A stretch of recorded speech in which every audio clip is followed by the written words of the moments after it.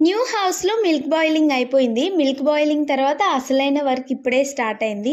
Old house నుండి అన్ని items new హౌస్‌కి షిఫ్ట్ చేపిచ్చాము. షిఫ్టింగ్ తర్వాత ఇవన్నీ చూస్తూ ఉంటేనే భయమేసింది. ఇన్ని ఐటెమ్స్‌ని ఎలా ఆర్గనైజ్ చేసుకోవాలి అని. 3 డేస్ కష్టపడి నేను మా హస్బెండ్ ఎలాగోలా అన్ని ఆర్గనైజ్ చేసేసాము. ఇందులో చాలా బిగ్గెస్ట్ టాస్క్ ఏంటంటే నిహు అండ్ గియుని పట్టుకొని ఇవన్నీ ఆర్గనైజ్ చేసుకునేలాగా చాలా కష్టం అనిపించింది.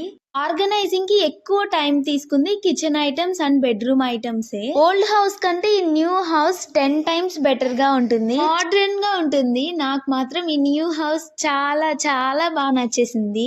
అంత ఫుల్ వర్క్ చేశాక ఇద్దరం ఫుల్ టైర్డ్ అయిపోయాము. ఇంట్లో కుక్ చేసుకునే పేషెన్స్ కూడా లేదు. అందుకోసమే బయట నుండే తెచ్చుకున్నాము. నందలూరు పంజాబీ డాబా దగ్గర butter naan and kaju chicken curry తెచ్చుకున్నాము. చాలా టేస్టీగా ఉంది. నేనైతే టమ్మీ ఫుల్ గా తినేసాను.